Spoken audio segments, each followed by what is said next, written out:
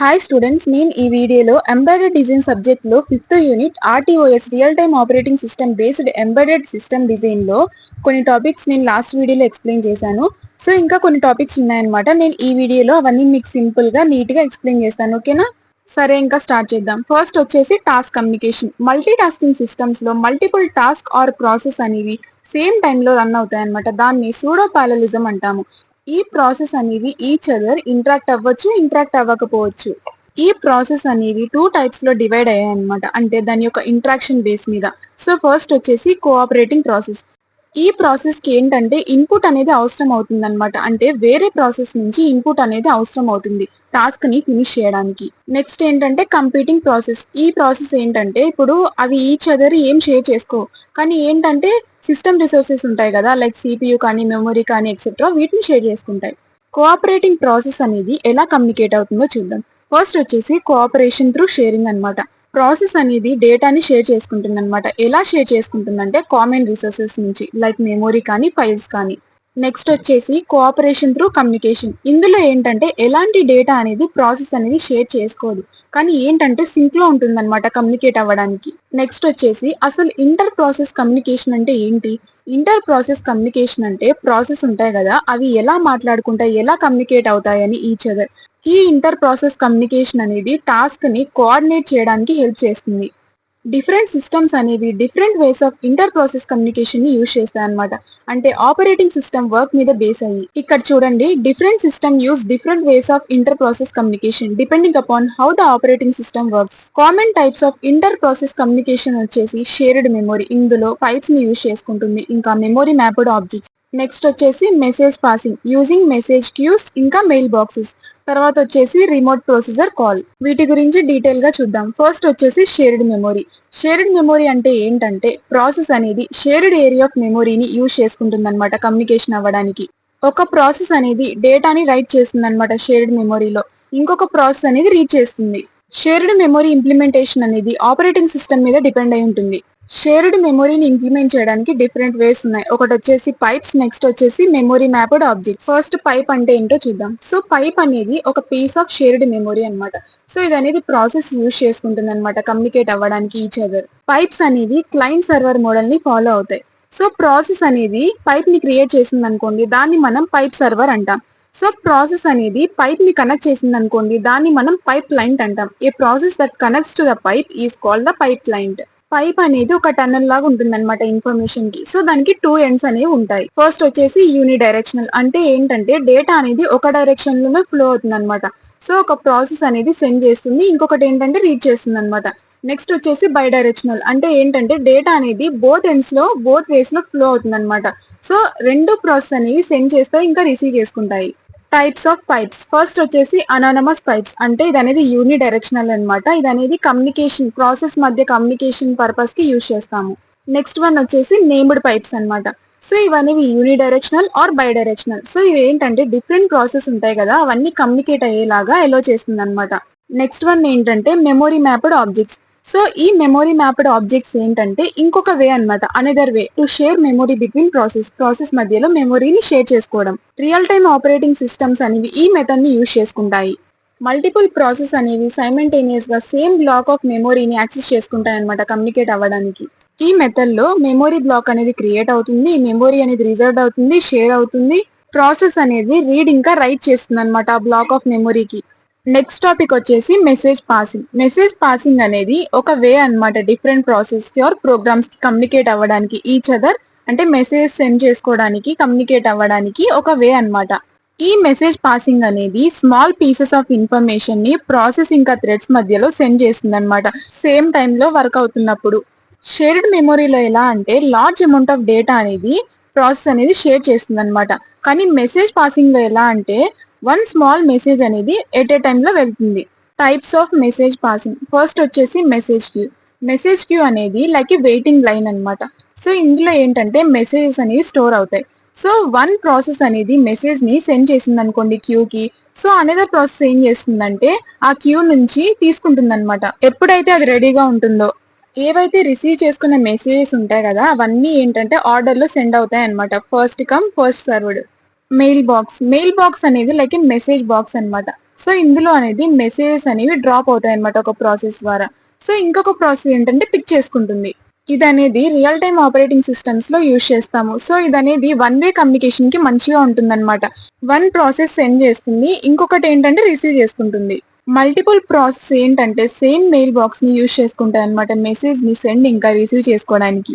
Next ఏంటంటే signalling. Signalling అంటే ఏంటంటే నోటిఫికేషన్ ని సెండ్ చేయడం అనమాట, ఒక ప్రాసెస్ నుంచి ఇంకొక ప్రాసెస్ కి. Signalling is like sending a notification from one process to another.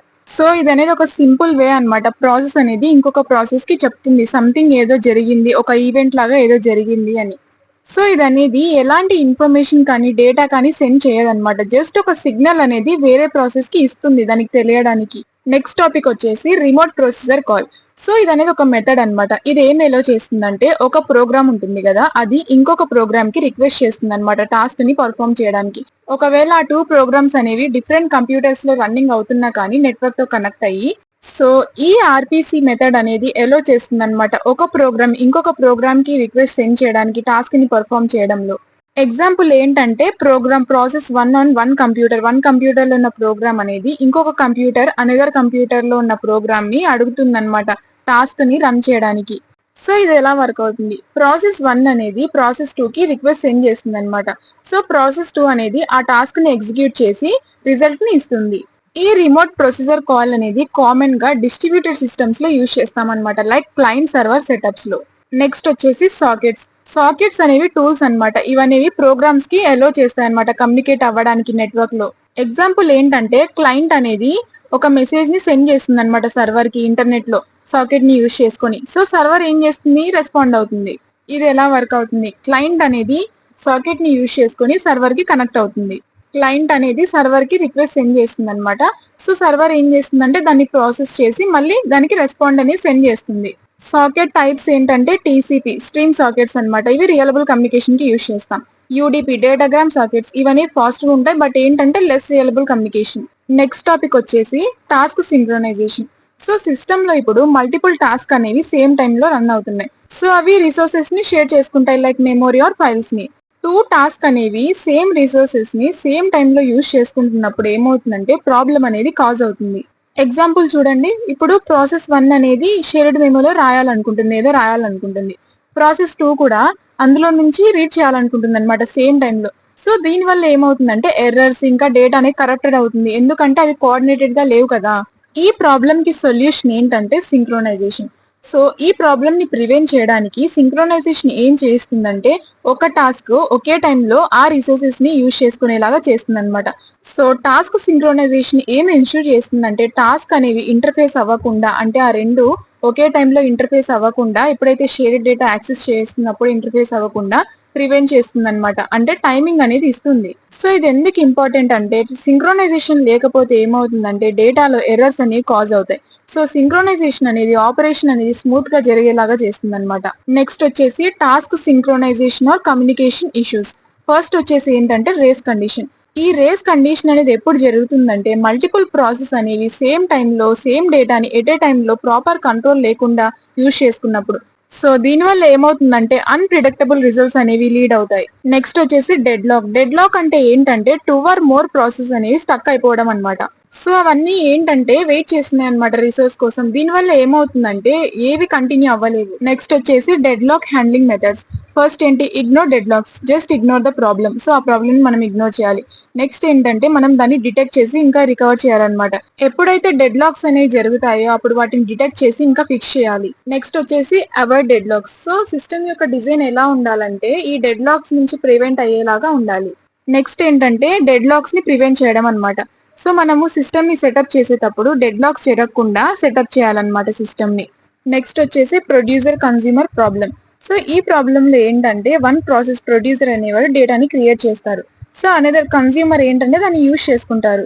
So వాళ్ళు ఏంటంటే బఫర్ నుంచి కమ్యూనికేట్ అవుతారనమాట. సో బఫర్ అంటే ఏంటంటే ఒక స్మాల్ స్టోరేజ్ స్పేస్ అన్నమాట. సింక్రోనైజేషన్ అనేది నీడెడ్ అవుతుంది అనమాట. సో బఫర్ ని ఓవర్ ఫిల్లింగ్ నుంచి ప్రివెంట్ చేయడానికి, ఇంకా ఎంటీ నుంచి ప్రివెంట్ చేయడానికి. నెక్స్ట్ వన్ వచ్చేసి ఏంటంటే రీడర్స్ రైటర్స్ ప్రాబ్లం అనమాట. సో ఇందులో ఏంటంటే మల్టిపుల్ రీడర్స్ అనే వాళ్ళు డేటాని యాక్సెస్ చేసుకుంటారు అనమాట సేమ్ టైంలో. కానీ ఏంటంటే వన్ రైటర్ అనే వాళ్ళే ఆ డేటాని మాడిఫై చేయగలుగుతారు. ఈ ప్రాబ్లం ఏం షూట్ చేస్తుందంటే రీడర్స్ ఇంకా రైటర్స్ అనే వాళ్ళు ఈచ్ అదర్ ఇంటర్ఫేస్ అవ్వరు. Next one priority inversion. So priority inversion ఎప్పుడు జరుగుతుందంటే ఎప్పుడైతే హై ప్రయారిటీ ప్రాసెస్ ఉంటుంది కదా, సో అదనేది లో ప్రయారిటీ ప్రాసెస్ ఫినిష్ అవ్వడానికి వెయిట్ చేయాలన్నమాట. సో దీనివల్ల ఏమవుతుందంటే హై ప్రయారిటీ ప్రాసెస్ లో డిలే అనేది జరుగుతుంది. నెక్స్ట్ వచ్చేసి టాస్క్ సింక్రోనైజేషన్ టెక్నిక్స్.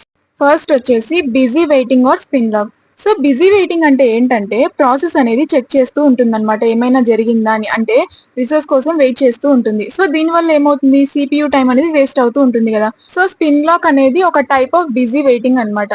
సో ఇందులో ఏంటంటే ప్రాసెస్ అనేది స్పిన్ అవుతూ ఉంటుంది అనమాట. సో రిసోర్స్ అవైలబుల్ అయ్యేంత వరకు ప్రాసెస్ అనేది స్పిన్ అవుతూ ఉంటుంది. నెక్స్ట్ వచ్చేసి స్లీప్ అండ్ వేకప్. సో ఈ మెథడ్ లో ఏంటంటే ప్రాసెస్ అనేది వెయిట్ చేస్తూ ఉంటుంది అనమాట, అంటే కంటిన్యూ అవ్వడానికి వెయిట్ చేస్తూ ఉంటుంది, స్లీప్ అవుతూ ఉంటుంది.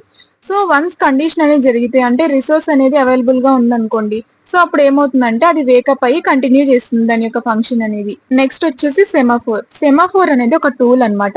సో ఇది అనేది షేర్డ్ రిసోర్స్ యాక్సెస్ ని మేనేజ్ చేస్తుంది అనమాట. సో ఇది ఏంటంటే కౌంటర్ ని యూజ్ చేసుకుంటుంది. సో ఇది ట్రాక్ చేస్తూ ఉంటుంది అనమాట, అంటే రిసోర్సెస్ అనేవి ఎన్ని అవైలబుల్ గా ఉన్నాయి అని. నెక్స్ట్ వచ్చేసి binary semaphore. Binary semaphore or mutex అనేది ఒక స్పెషల్ సెమాఫోర్. ఇందులో 2 స్టేట్స్ ఉంటాయి, ఒకటి వచ్చేసి లాక్డ్, ఇంకొకటి వచ్చేసి అన్లాక్డ్. ఇది ఏం ఎన్షూర్ చేస్తుందంటే ఓన్లీ వన్ ప్రాసెస్ అనేది షేర్డ్ మెమొరీని ఎట్ ఏ టైమ్ లో వన్ ప్రాసెస్ యాక్సెస్ చేసేలాగా ఎన్షూర్ చేస్తుంది. నెక్స్ట్ వచ్చేసి critical section objects. So critical sections అనేవి ప్రోగ్రామ్ యొక్క పార్ట్స్ అన్నమాట. సో ఇవనేవి షేర్డ్ రిసోర్సెస్ ని యాక్సెస్ చేసుకుంటాయి. సో ఈ క్రిటికల్ సెక్షన్ ఆబ్జెక్ట్ అనేది ఏం ఎన్షూర్ చేస్తుందంటే ఓన్లీ వన్ ప్రాసెస్ అనేది ఎంటర్ అయ్యి ఎట్ ఏ టైమ్ లో యూజ్ చేసుకుంటుంది.